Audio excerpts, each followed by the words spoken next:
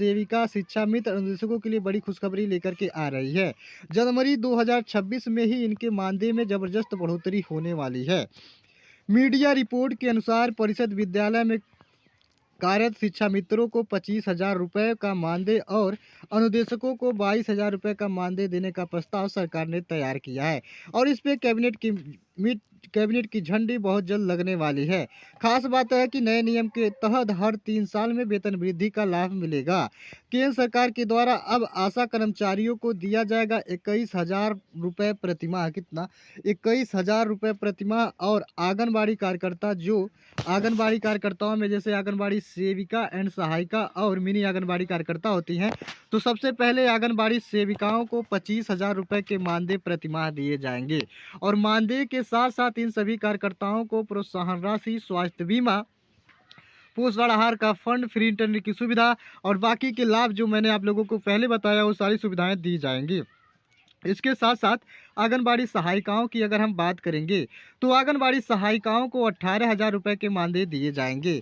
साथ ही साथ mid day meal योजना 2004 के अंतर्गत काम करने वाले रसोइया की अगर बात की जाएगी तो रसोइया को 10,200 रुपये तक मानदेय दिया जाएगा।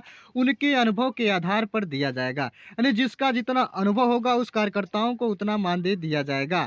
अगर आपका अनुभव 5 साल से लेकर के 10 साल के बीच है और 10 साल से 15 वालों का, तो सबका मानदेय अलग अलग देखने को मिलेगा। वहीं स्वास्थ्य विभाग में काम करने वाली एएनएम कार्यकर्ताओं के मानदेय की अगर हम बात करेंगे तो एएनएम कार्यकर्ताओं को केंद्र सरकार के द्वारा 32,500 रुपये का मानदेय प्रतिमाह, साथ में 3,000 रुपये तक का प्रोत्साहन राशि देने का फैसला लिया गया है और इसके साथ साथ जीएनएम कार्यकर्ताओं को 33,500 रुपये के मानदेय प्रतिमाह 2026 से मिलना शुरू हो जाएगा।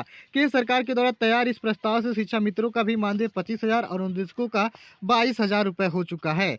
और बता देना चाहता हूँ, फिलहाल शिक्षा मित्रों का वर्तमान में जो मानदेय 10,000 और 9,000 प्रतिमाह दिया जाता है उनके बेहद कम है। यदि यह नया प्रस्ताव लागू होता है तो मानदेय 2 गुना से भी अधिक हो जाएगा। वर्तमान में मानदेय की स्थिति सभी कर्मचारियों के मानदेय को 2 गुना से लेकर के 4 गुना तक बढ़ाने का आश्वासन केंद्र सरकार ने दिया है, जिसका लाभ आप सभी कार्यकर्ताओं को जनवरी 2026 में मिल जाएगा। बता देना चाहता हूं कि प्रधानमंत्री नरेंद्र मोदी के इस योजना से संविदा कर्मचारी, आउटसोर्स कर्मचारी, वेतनभोगी, अंशकालिक, ठेका प्रथा के कर्मचारी, इन सभी कर्मचारियों को भी सीधा लाभ दिया जाएगा।